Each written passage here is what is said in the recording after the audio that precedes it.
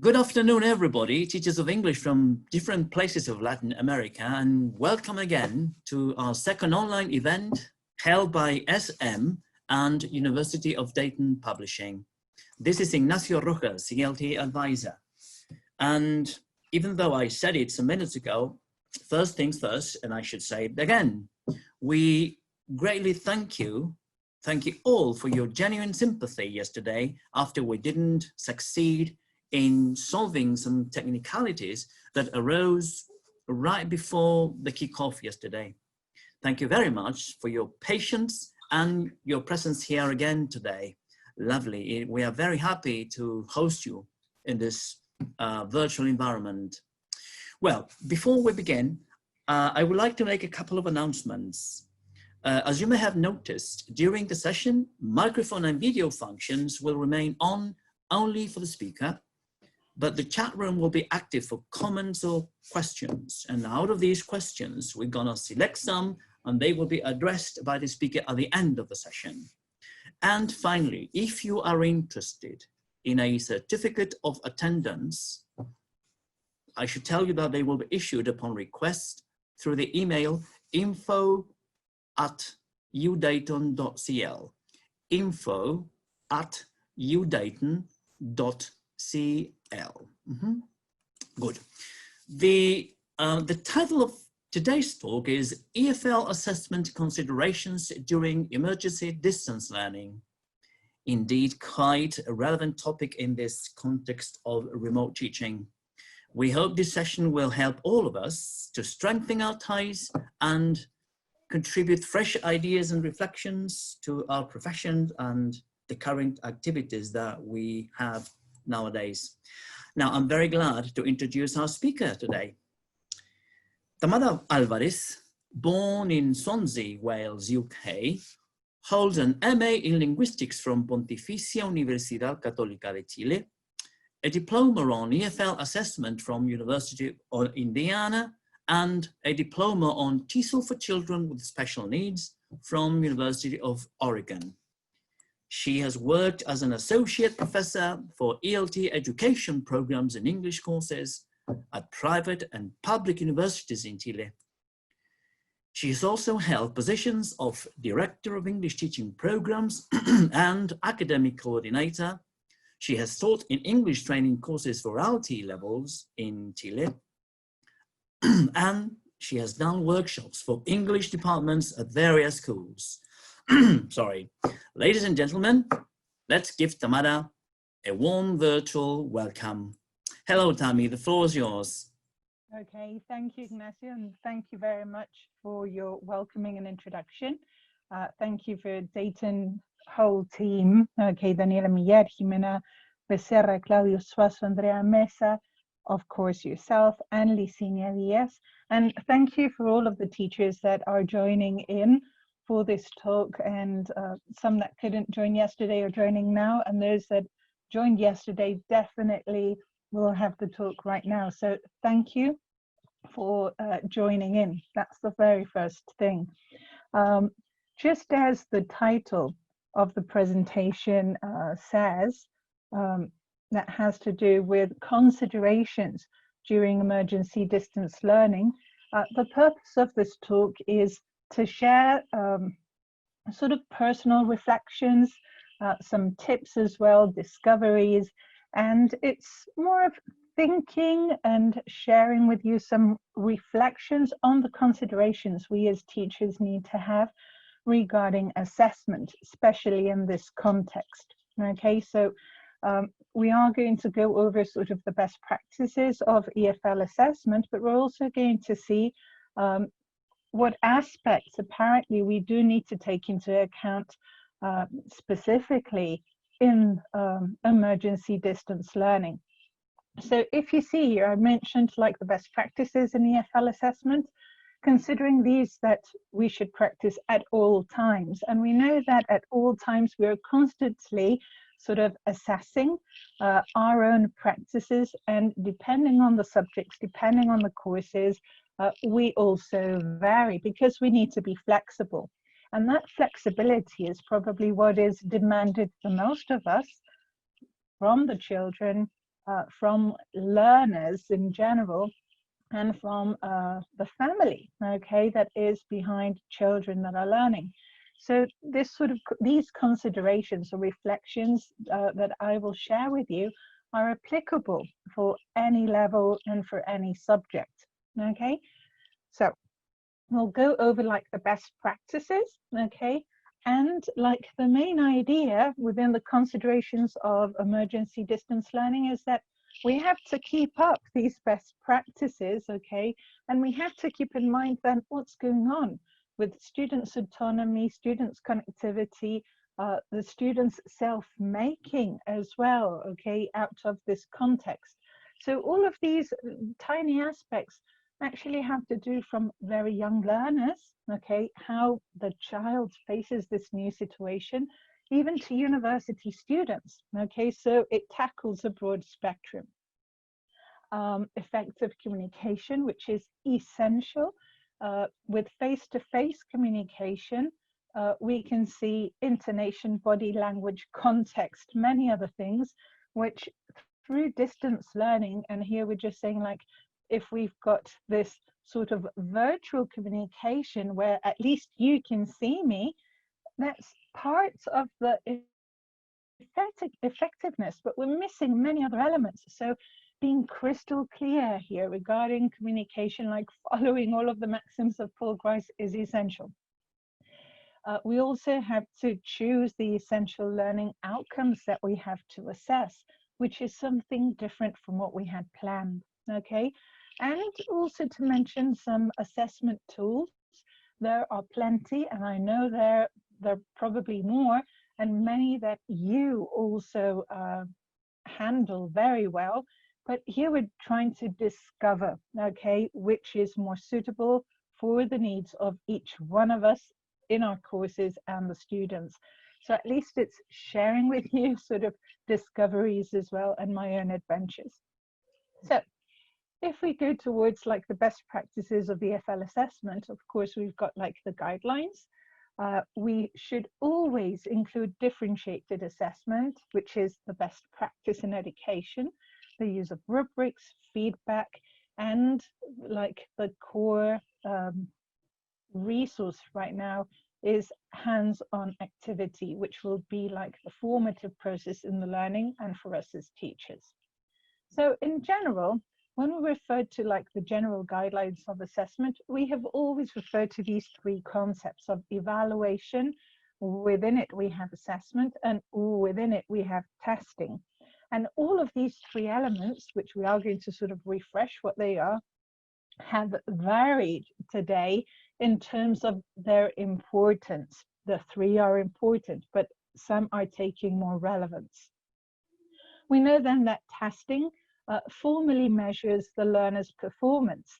Okay, it's usually given at set times during a term. We can measure specific knowledge or an overall proficiency, and it can involve a variety of activities. Okay, in our setting right now, we have to pick what to assess. Okay, so we have to be careful there. As for assessment, we know that this is a process of identifying the learning goals and how well students are meeting them. And that gives us the feedback as teachers in order to know how we can help them reach that sort of learning outcome. It's an ongoing process of monitoring learning and teaching. Okay, it helps both ways, and this is essential precisely now. It gathers information about the learner's knowledge, abilities, attitudes, and motivation. So this is really important. Assessment takes into account the outcomes and the results of testing, and evaluation also takes into account what happens with assessment and testing. So here in evaluation, we know that this engages test scores or assessments of any sort of type, okay, in order to make decisions. There are other sources of information so that we can take decisions towards the curriculum, resources, methodology, programs, class observations, and so on. So if we think of it right now, when we speak about emergency distance learning and teaching, of course, we have this variation and sort of reassessment or rethinking of what we are going to teach, what is the essential thing, how are we going to test that, how are we going to assess it, okay? And finally, like from a broader perspective in terms of curriculum, what is the most essential, okay? So we have then these guidelines where we know that assessment is a whole cycle, okay? And we have evaluation, assessment, and testing that are always together, and they help, on the one hand, learners to know how they are progressing, okay, teachers to know how effective that learning process is, and the instruction as well, and in general, like coordinators to know how the students are making progress towards specific goals. So in general, we know about these two main types of assessment, formal and informal assessments. Informal assessments are usually those that we can observe our students on a daily basis, and we used to see, okay, inside the classroom, like, apparently this exercise is being a bit more difficult, or how the students were sort of answering, and that is something we are missing right now, okay? And informal assessment also had to do within the classroom, or sometimes within what we can do right now when we have our virtual classes, like, yes, good for making that question, good point, well done, okay, which is not the same right now, but we need to try to encourage that, okay? And we have formal assessment, which obviously is less frequent, okay, not on a day-to-day basis, because they follow a sort of systematic structure of test. And we have formative and summative assessments. The formative assessments take place during like the different time span where we monitor the learning process, okay, in order for us teachers to make the right decision whether to move ahead or to reinforce or to help, okay, individual students or groups of students, okay, regarding their learning outcomes and the teacher's procedures within the class, okay? And this is like the key element in terms of formative assessment, because it assesses learning, okay? Huge amounts of learning regarding contents or very specific ones. And we have then summative assessment that summarizes the learning of the student at the very end of a period, okay, or regarding specific amount of contents or learning outcomes that are expected. If you realize what our reality is showing us right now is that informal assessment is being carried out, but obviously with not that frequency, and it's a bit more difficult. Formal assessments are also being carried out, but with lots of flexibility in comparison to how we understood them like a couple of months ago. And most of our assessments are going to be formative, okay? That is the mechanism in which we can we actually have a longer time span regarding formative assessment for specific learning outcomes, but it's the way we can interact with our students and get to know that actually they are accomplishing and achieving the learning outcomes that we are expecting at a specific time, okay, rather than summative. I'm going to mention something about the summative assessment later on.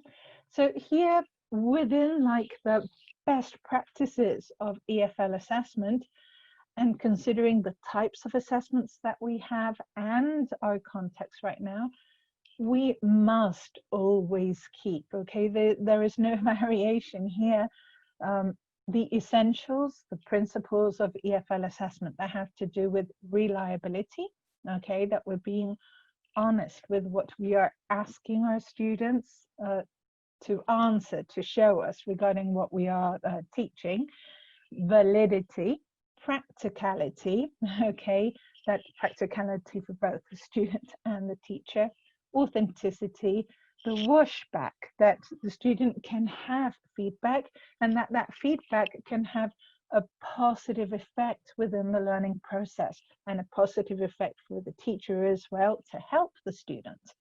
And feedback, which is absolutely relevant.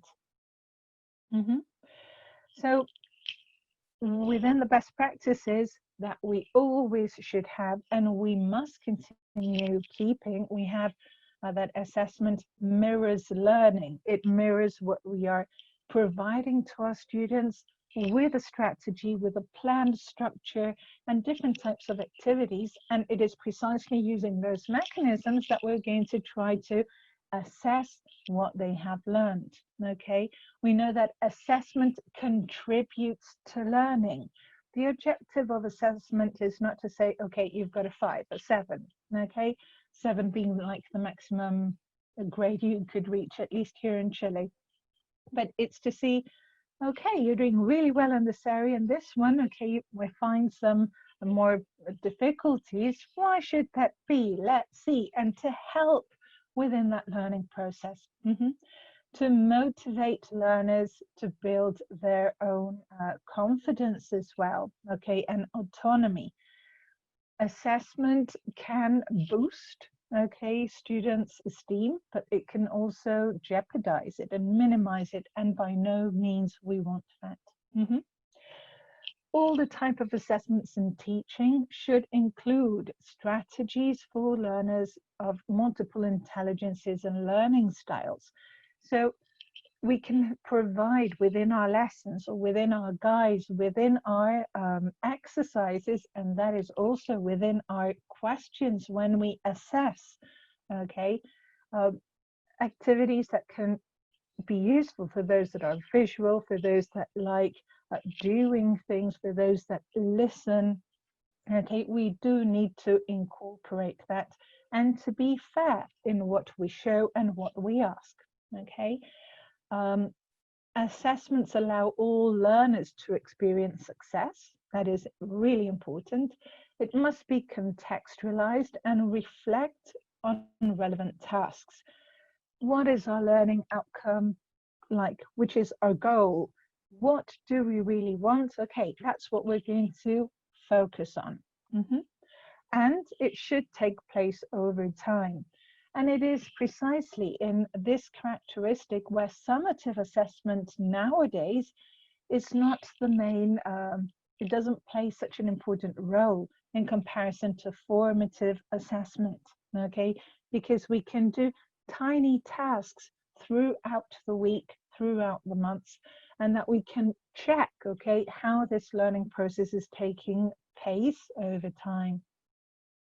So here we know then, when we contribute to learning, we know that assessment also provides feedback to the students, but also to the teacher, okay, because we can gather the information and check, okay, how effective am I teaching? Is this the best mechanism? Do I need to find another strategy? Okay, and this is something positive. And on the other hand, when we refer to allow learners to experience success, this is incredibly important for all of the students that have different skills and to provide differentiated tasks as well. Okay, we have to reflect on what is more important nowadays: specific information that we want to check, or that the students understand the information and what they are able to do with it. Okay. Of course, another element that we use, and that has always been something positive for teachers to use individually as a team, and for students to also use, okay, as us showing them this is what is expected from you in these specific tasks. The rubrics are powerful tools for teaching, learning, and assessment. It helps students to become more thoughtful judges, okay, of their own quality of learning and their own work, okay. It reduces the amount of time teachers spend correcting, okay, which is very important. and they're easy to use and explain, and they're being honest, they're being transparent as well. Remember that we have these two types of rubrics, the holistic rubric that provides an overall score and description about what is being assessed, okay? So we have like the description of what is expected and the band or the score that is attributed to those descriptors. And we have the analytic rubric that provides like specific points for specific features, which are also described. So here we have, for example, 3 points, but those 3 points are within production for language and pronunciation. We're also assessing reception, non-linguistic competencies, attitudes, okay? So we can have different scoring for each of the elements. So I'm sure you remember, okay, these type of 2 rubrics. Here you have just some examples. We know these traditional formal rubrics that we use at university, but for children, handling rubrics as well is something that they can completely understand, okay, such as illiteracy. I can read quickly as a cheater, okay, or I can read with expression. It's internalizing the process. So these are other mechanisms that one can also use to use the rubric as a mechanism of communication, learning, and teaching with children. And feedback. Feedback is essential, okay? And we must keep in mind effective communication. Oftentimes, we've heard, and probably we've experienced it through life, to have this sort of feedback given in a sort of sandwich process. You start with something good, then something sort of not that good, and then you wrap up with something that is good again, okay? It might depend on the occasion and the skills of each person, but it has come to be very useful to have a different type of perspective regarding effective communication. And effective communication right now is essential, being very clear with what the contents are, what is expected, giving very clear instructions, okay? Giving very concrete feedback as well, being very concrete in the rubric, and having communication by email, by chat, okay, using all of the resources that we've got available right now. But something that has proven to be quite effective has to do with splitting, okay, what we need to say in sort of 4 categories. One thing is what you need to communicate. On another hand, the evidence, okay, like I think you need to improve in checking, let's imagining either learning the alphabet or the pronunciation of the phonemes in English, okay. I'll mention this later because I'm teaching phonetics, which you know is one of the courses and subjects that I enjoy the most, but teaching it in distance learning is quite different without a lab, okay. So one needs also to gather lots of evidence. So what do you need to say? Based on what do you say that? To show, to communicate, okay, this evidence. How it makes you feel or what it makes you think, okay. I think you need more practice. You're not practicing that much. That's what I can see based on the evidence, but I might be mistaken, okay. And what is needed. So following this sort of 4 procedure structure, if you realize this is very concrete, everyone can understand it, but also you're being objective. Here, this is the only element in which you're sort of mentioning something that can be part of us teachers' interpretation, something that could be slightly more subjective, and then here again, objective. Okay, so this is a very good mechanism to transmit the information to our students as for feedback, and obviously showing them everything. Okay, so within like the basic model of planning an assessment based on something that we want to gather information and see how our students have been learning, of course we need to focus on what skills are being assessed, okay, what do we want to assess from our students, okay. What is expected? Am I expecting the same at the beginning of the term, half of the term, or the end of the term? We do need to design the rubric, share the rubric, improve the rubric, okay?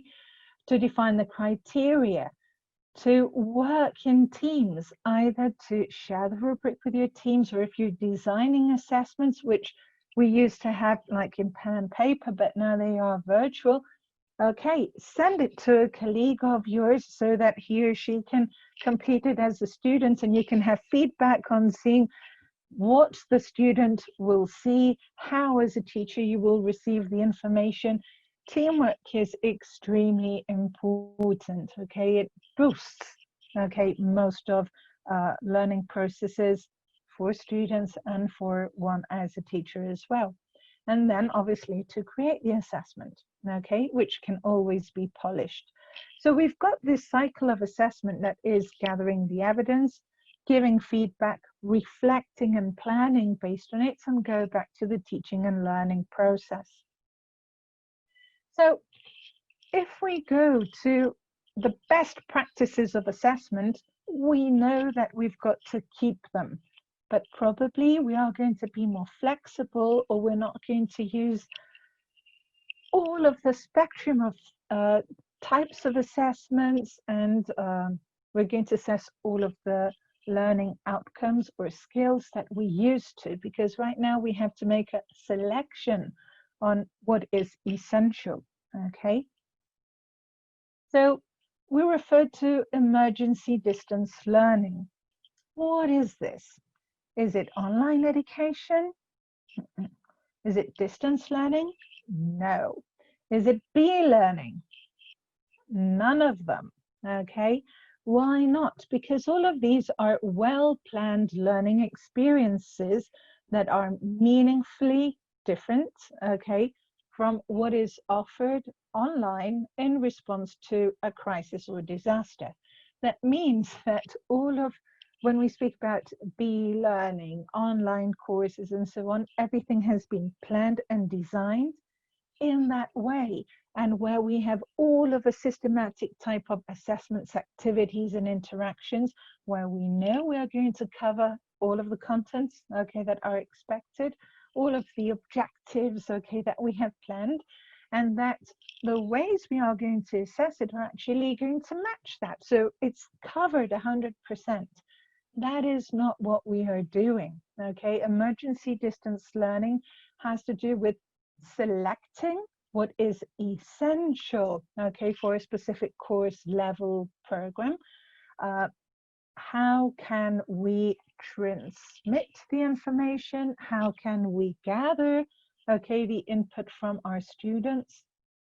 And how can we boost the whole process of teaching, learning with somehow activities or aspects that we know we can do, that we have planned, but others that we are all learning.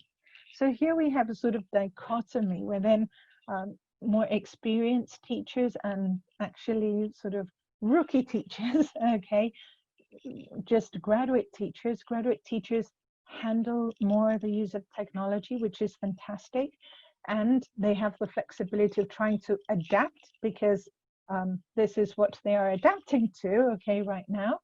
And experienced teachers have more experience, are able to choose and select, but they're also sort of facing something new. So right now, all of us are exactly in the same position, okay?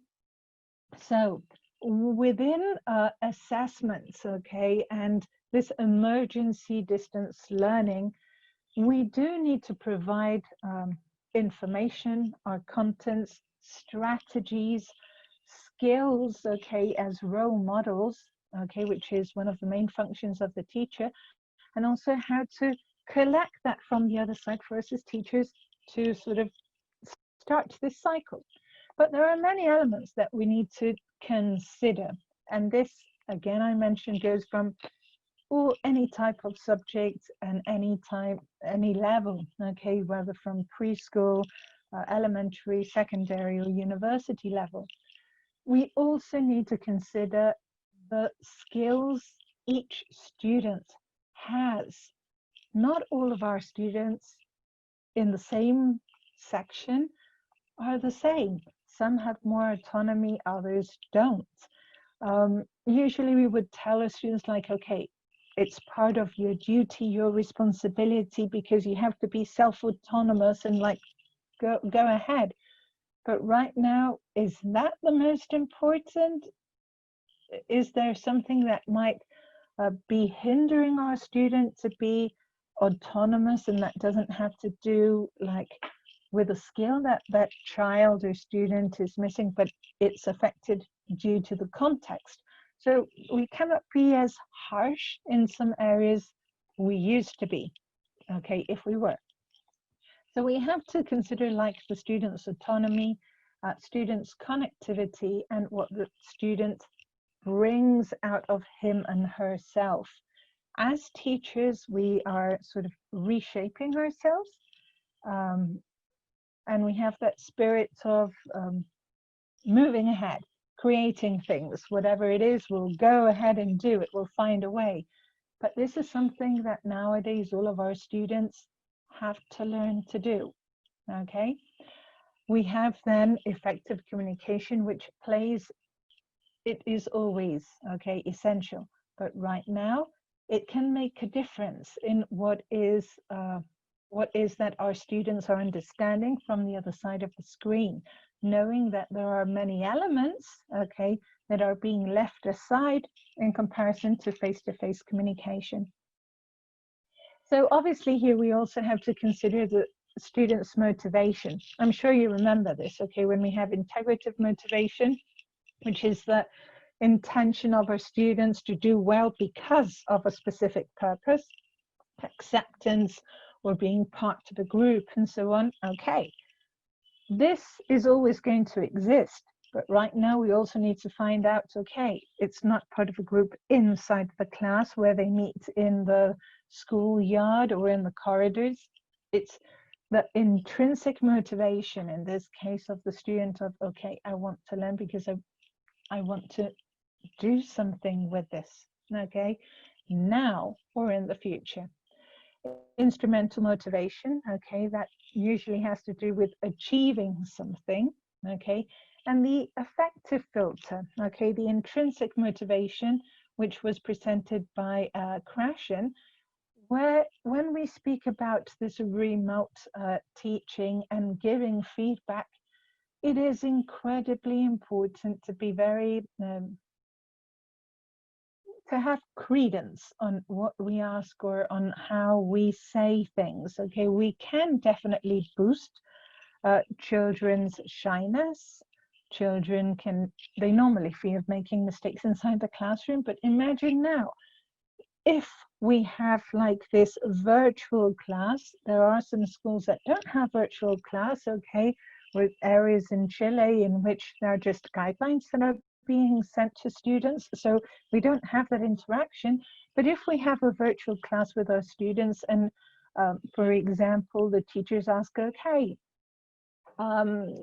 student A, before we finish, give this answer and this one and this one and this one, we do need to keep in mind that maybe some are slower typing. There is a timing that we as teachers also need to check, like, I hope someone is writing or you're writing the answer, okay, because there is a different tempo, a different pacing. So we also need to learn how to deal with that. And if we say like, oh, you didn't answer and you moved to another one, maybe the student was just typing.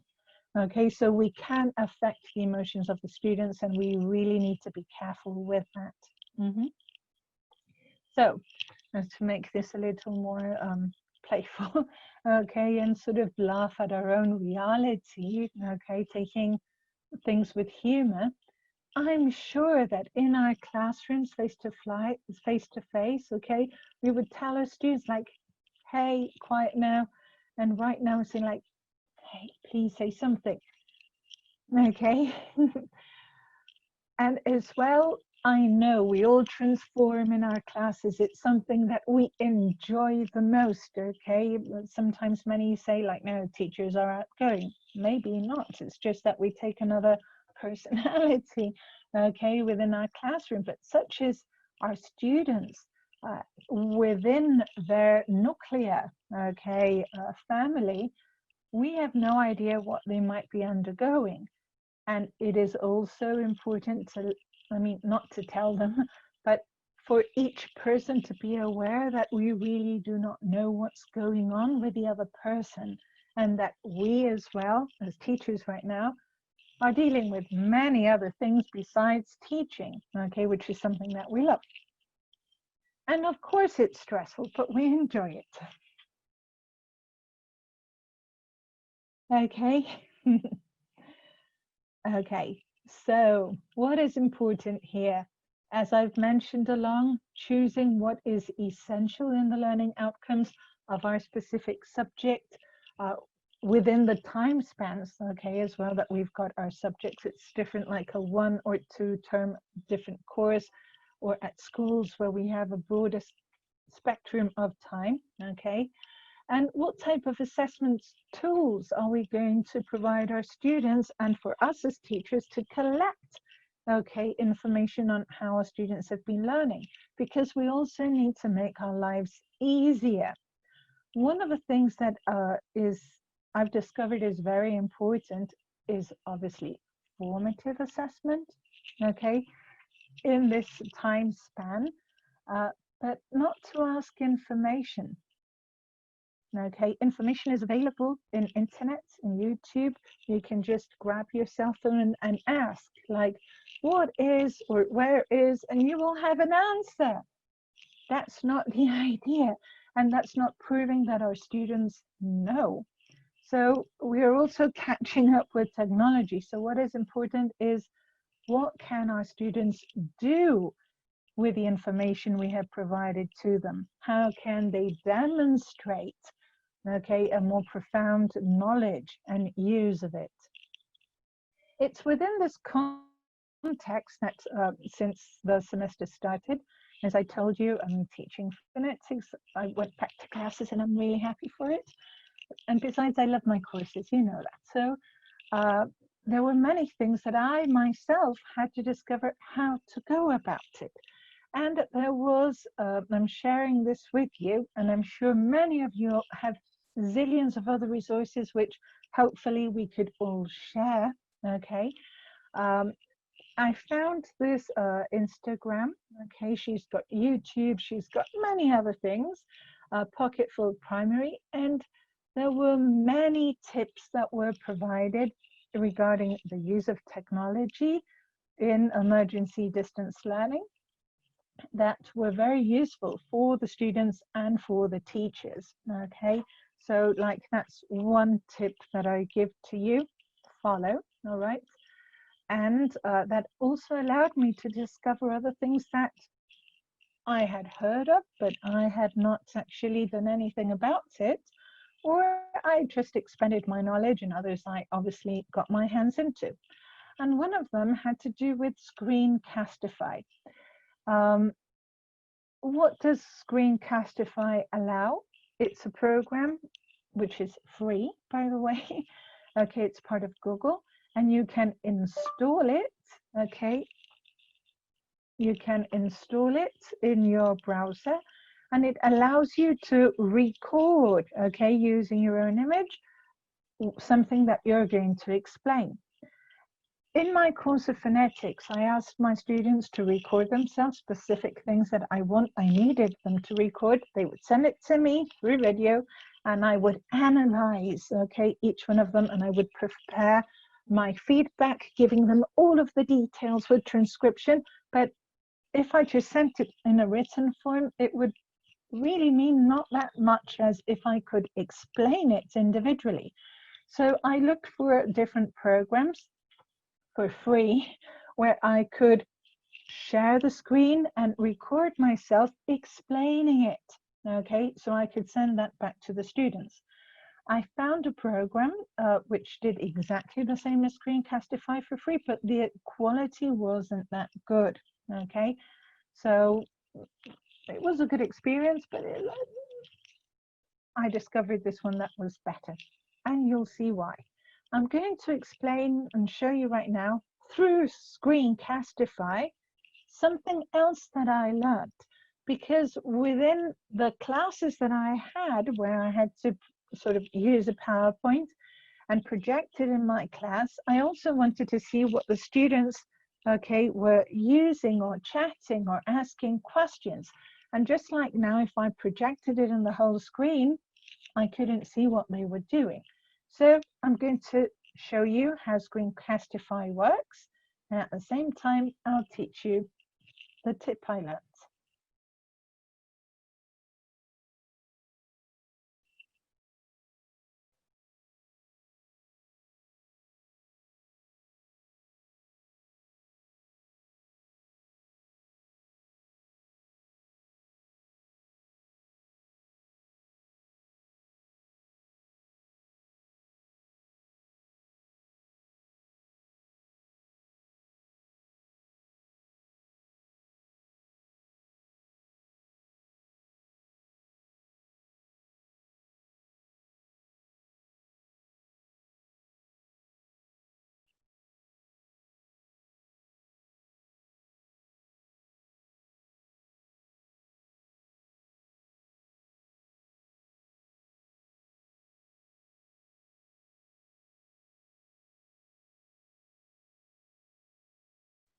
Tamara, can you hear me?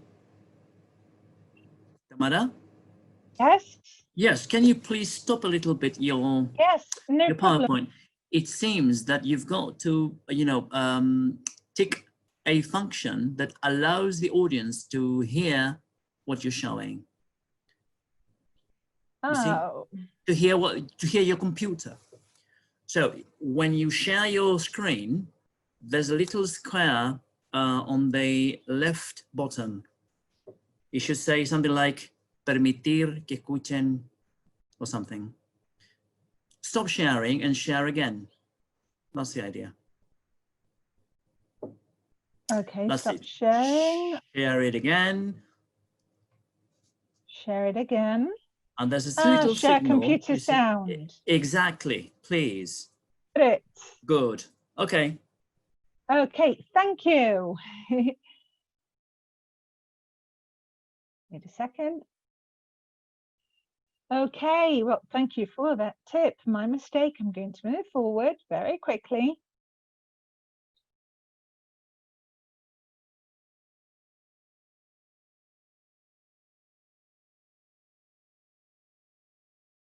Okay, please confirm you do listen now. Hi there. This is the explanation of Screencastify. As you see, I've already enabled it here and I'm recording, and it asks whether to record like just a screen or the whole computer, which is what I just asked. And you can also move here anywhere. What I want to show to you is precisely in the PowerPoint. Whenever we expand it, it's going to use the whole screen. But when we use different platforms, I want to see what the students are writing or asking at the left. So this is what I learnt. You go to Slideshow, Setup, you put it in the second one that says Browsed by an individual window. Okay. And now when I expand it so I can show all of the special effects, I can also minimize it. So I've got this sort of white side of the screen free, and I can see what the students are writing. Okay, just to confirm, everyone did listen there?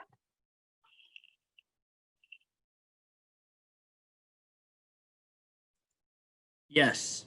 Great, thanks. Hi there. Great. Okay, so that's something you could actually see Screencastify, okay, how I used it, and it's extremely simple. Okay, it's wonderful, and you can download it as videos and attach it. It's brilliant and for free and excellent quality. Something else that I learned within like a pocket full of primary was book widgets. I'm not an expert user, okay, I'm still learning because there are many tools that you can use there. And for a while, they still have it for free. I don't know until how long, but it's really worth it, okay? And here in book widgets, you've got many resources that you can use as a teacher. And to be honest, it helps within the correction. It saves a lot of time, and it's quite friendly for the students to answer and access as well.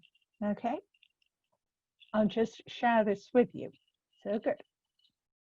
Hi, I just logged into my widgets, and here at the left where it says examples, you can see many of the different possibilities that you have as exit slips, flashcards, split worksheets, and many more. And as you click, it also shows you examples. So like you've got ideas and you can use this template in order to do so. For example, here you've got the questions on the left side of the screen and the text on the right. Okay, you can do timelines, web quest, worksheets, different games as well. So as you click each one of them, you've got all sorts of possibilities that you can use. Now, just to give you an example, here are some that I've created, but you also have different possibilities. You can share these by links, okay, or by email, and you can set up like the timing, the score, whether you want the students to see the key answers after they've submitted or not. You can decide everything. Now, I'm a simple user, I don't know all of the tricks, okay? Here we're going to have a sort of preview of what these students would look at. I'm going to restart this. I had given like myself as a student 60 minutes and the time passed. Okay, so here you have like drag and drop. I'm going to move the screen because I need to move here. Okay, here you have another type of drag and drop audios that you can record either by yourself, or you can also edit the audio that you've got in your computer and upload it. Okay, so you've got matching here. Again, another type of drag and drop. Okay, something else that actually it's very useful for teachers, but as well for students. Okay, is to make the scoring available to them. I don't let my students see the answers, but I do let them see the score. So here, again, I'm restarting it. Okay. This is in transcription, they choose, and here I've got the worth, okay, of each of these exercises. This is 0.5 each, but here you've got a bigger one, okay, so they can more or less know which is the scheme one is using besides providing the rubric to them. Okay, so it's very useful. Bye-bye. Okay, so these are things that I've discovered myself. As I mentioned there in my book widgets, you can upload images actually, okay, as to match different things. You can also record as audios, or you can upload tracks, okay. And one of the difficulties that I had is that, of course, I have many tracks, but I needed like specific exercise, and I didn't want of like exercise number 12 of track 1, and I shouldn't play, okay, all of the other exercises before number 12. So how could I edit that? Okay, I had quite lots of trouble there, but I found HD and WavePad audio editor free, which I loved. You can open, okay, the track, and you just copy the piece that you need. Then you open another screen and you paste it and you save it. All right, and of course, other things that you need that you can add within your presentations and that helped, okay, for assessments or for exercises is like the tube catcher or the fizz tube, okay, which was in order to download videos. So these are resources that I have used in order to teach my students, but also they've been mechanisms through which I can access and check how much they've learned. And it's been easy giving them feedback, which is part of the learning process. Okay, it's not just giving a grade. It's like the best part where there is a transaction of information. And this, of course, it's not just assessment. It has to do with right now, how we are being creative, how we are using information, okay, how we are being flexible, but as well, we are being responsible, okay, how we are being literate in many senses. So emergency distance learning, on the one hand, definitely has to do with assessment, because it's the way we teachers and our students can interact, okay, in a learning process, which is the most important.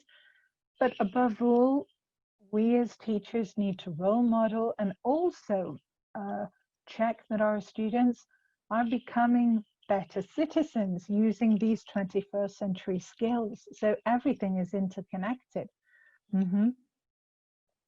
So we have, like, the root of the word assessment, it is assidere, to sit beside, to go along a journey with our students in their learning process, where assessment is part of it.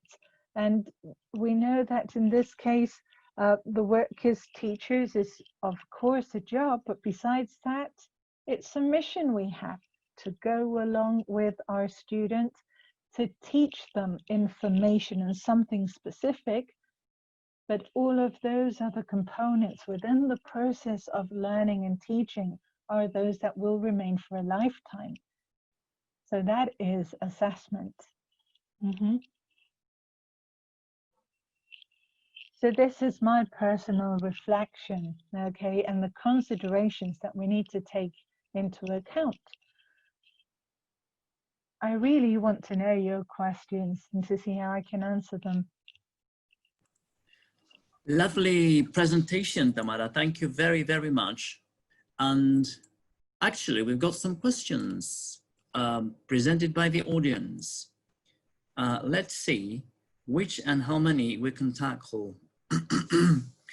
Okay, this is a very interesting one.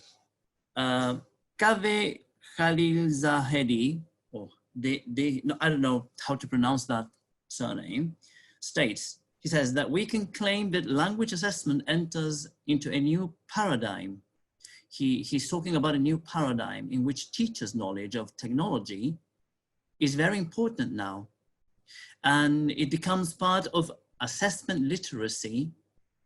And he says that teachers should be trained on this. What's your opinion?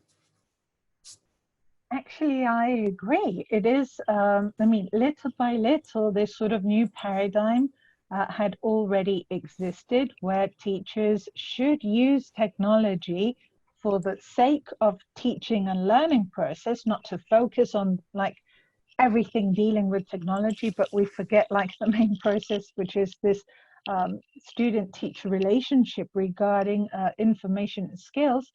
But definitely it is accelerating the need of teachers to handle technology for the purposes of teaching. Yeah, interesting. Yes, I totally agree.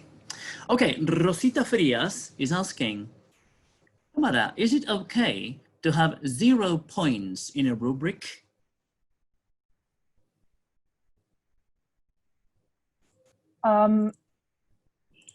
I'm trying, probably I've got more questions there. I don't know whether like a rubric should have 0 points and move forward. Like from 0 to 5 or 1 to 5, or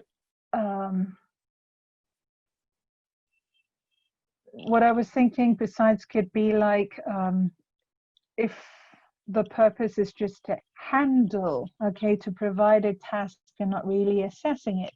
But I think the question goes like if it's from 0, 1, 2, 3, 4, 5. I guess 0 means nothing. if the student handed something, even if it's completely bad, it has 1 score. It is the attempt of doing something. I don't believe it should be 0.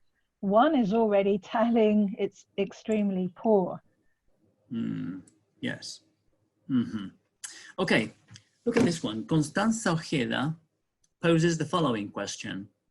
One of the most complex problems I have to face in this new context is the lack of connectivity my students have because of economic problems.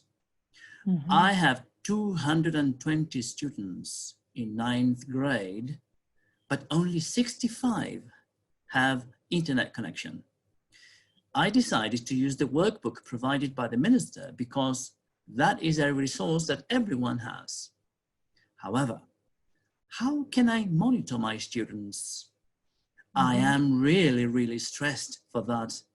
What would you recommend me to do? How should I handle this situation?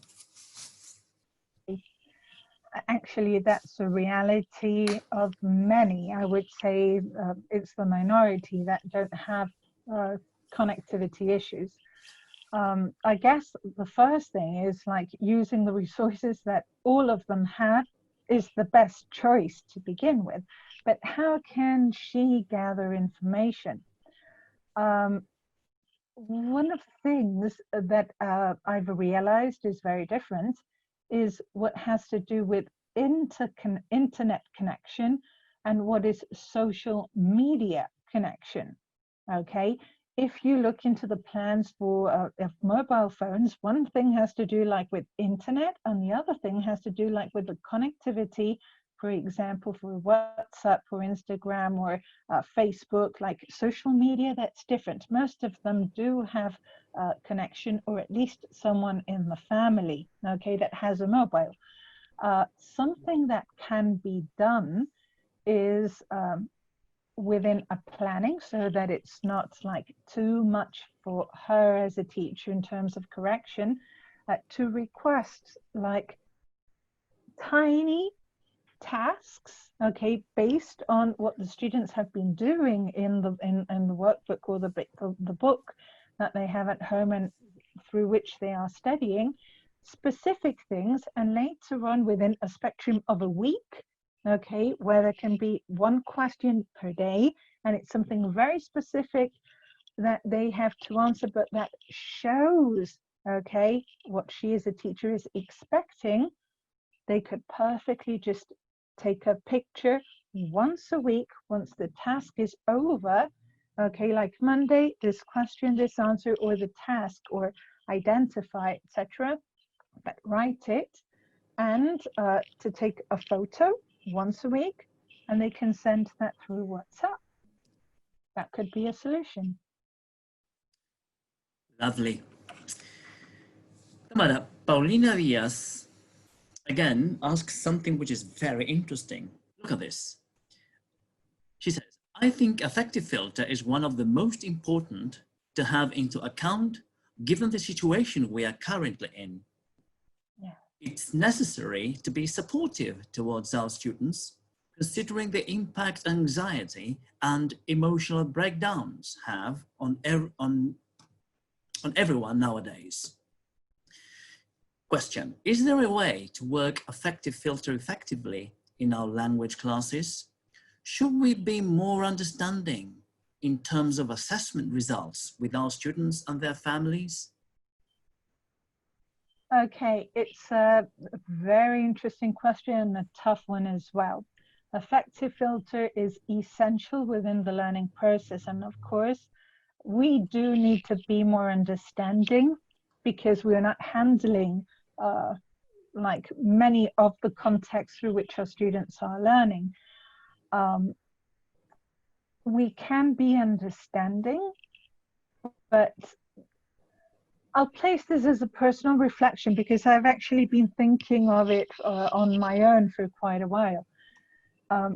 We can be understanding, and we also need to provide the opportunities for our students, okay, as to show them that we are being flexible. But there will be a point in which, out of, I don't know, 4 different opportunities or 4 different instances with different resources, etc., nothing is achieved, and there is no reason why, okay, because they can let us know ahead in time, like we're having this problem, and we as teachers can understand. But if we have sort of no feedback from the parents or from the students, we can hardly know. I would give several opportunities, but we need to leave records of the opportunities. 3, 4 extra opportunities in this context, or reminding them like, hey, remember you didn't send this, here is the link. Maybe the student, just as what the previous teacher mentioned, doesn't have access to internet, and for the student to log in and try to find where the information is going to be time consuming. Sending them a mail, okay, what's wrong, this is missing, you've got extra time to do it, here is the link, or here is the resource, instead of the student having to find it. So we're helping them, we're showing a lot of flexibility there, but there is also a limit. Now, some may claim like too many flexibility and opportunities are not going to be something in the long term that is going to be good. In this moment, we need to be understanding. There's going to be another moment in which we can retrain and teach them, hey, out of the 4 opportunities, right now there are no excuses, you only have 2. Okay, but Good. right now, yeah. Right. Tammy, we're coming to an end, but there is a very interesting question that I would like to tackle. And unfortunately, this will be the last one because we've got very interesting ones. But this is asked by, don't exactly, Cristina Vera. She says, what type of assessment do you recommend for the contents that we work during quarantine time at the moment of being back at school? I mean, we are teaching now. Whenever when we are back, how should we do assessments by that time? Okay. I think it's going to be very fruitful. Why? Because we have the experience, okay, teaching face-to-face, and we have more knowledge as well of using technology within assessment and teaching through virtual learning, using internet and other programs. So when we go back to face-to-face classes, I think it's going to be useful for students and for teachers to sort of rewind a little, okay, sort of make a quick revision of what we've learned within the process of the quarantine or remote learning, and to introduce whatever is coming next.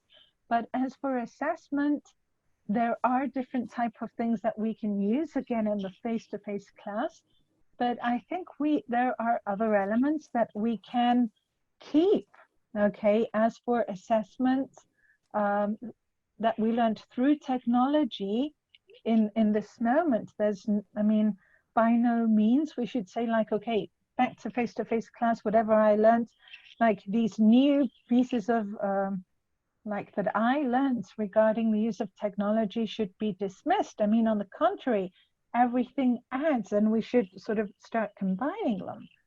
Maybe, and remember this, we do have, when we have face-to-face classes at all levels, okay, the time that is expected, okay, learning, but we also have autonomous study.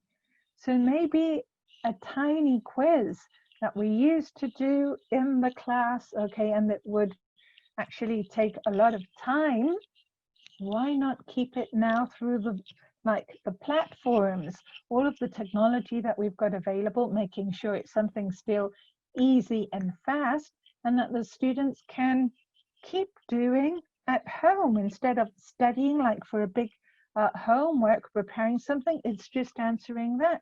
And we can use the platforms as well for self-correction, and we have an easier input, combining them. Lovely. Okay, thank you very much, Tamara. It's been a wonderful presentation. Well, there's something. Yeah, I know. please. Okay, just I know that you provided many questions and probably many others. Okay, that I didn't answer right now. Here you've got references and places that you can go to, and of course you can write to me. Okay, and I'll try to be of help as much as I can as well. So if I didn't answer any of your questions, feel free to contact me. Okay, thank you very much, Tamara. It's been lovely, quite inspiring, very informative. And in the chat room, I've seen lots of positive comments. And unfortunately, not all the questions were addressed, but I would like to tell all of you that this transmission has been recorded. So we're gonna send the link for you to view it again, if you wish. And second thing, if you would like to have a certificate of attendance, they will be issued upon your request through the email info@udayton.cl. And finally, a last notice is that we're going to carry on this series of webinars. So at the beginning of July, we've got another one scheduled. Are you working with handouts? Be very attentive because we're going to tackle that point very soon. So keep connected, okay? Keep in touch with us.